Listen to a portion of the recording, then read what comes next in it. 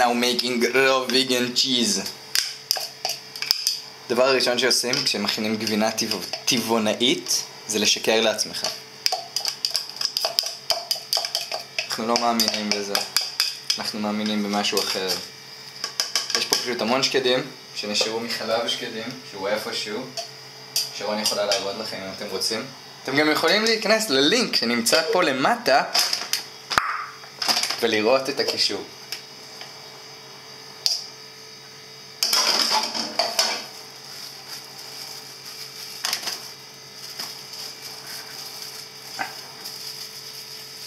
קצת יותר ממה שציפיתי.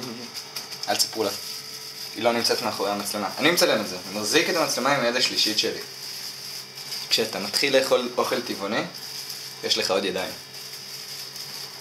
מסתבר שאתה גם מתחיל לדבר מלא למצלמות, שזה מוזר. תבדקו באינטרנט, זה ככה. טוב, זה לא פה עם שקית. נשים ככה. בגדול, אנחנו רוצים לעבוד על עצמנו שזה גבינת עזים עם שום וזה צ'ילי. אני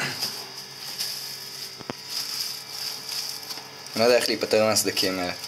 טוב, בוא נגיד שהצלחנו לעשות הכל יפה, הכל מושלם. אתה לוקח שקר גס וכזה, אז אתה צריך לפזר אותו בעדינות את הכזה על השקר הגס. כמובן אפשר להוסיף כל מה שרוצים, אנחנו יכולים פה בשביל היופי גם כזה, קצת ככה. זה יותר חריף, נחנוק את שרון. לא, זה פפריקה, שיט. טוב, נו. שיהיה יפה כזה, כי אם זה לא יהיה יפה אז תרביץ לי ותעיף אותי מהבית. לוקחים את הרול של השקר. טוב, חצרתי אותו. העלינו אותו בעוד איזה 20 שקל עכשיו. ככה הם תופסים אתכם, ככה. חברות הגדולות. זה לא בדיוק קשיח, זה לא רך. כמו ביפ רפוי כזה. זה אמריקן פחות או יותר.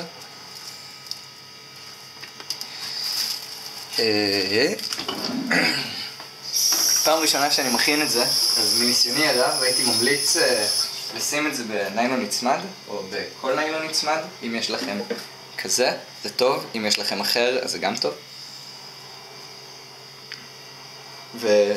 ולפחות 24 שעות במקרר, בגלל זה אנחנו מכינים את זה בשעה כל כך מאוחרת. אין קשר, שום דבר שאני אומר, אל תקשיבו לי.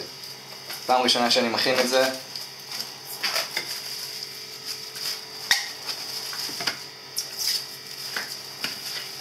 אבל נראה לי שהקור רק יגרום לזה להיות יותר יציב.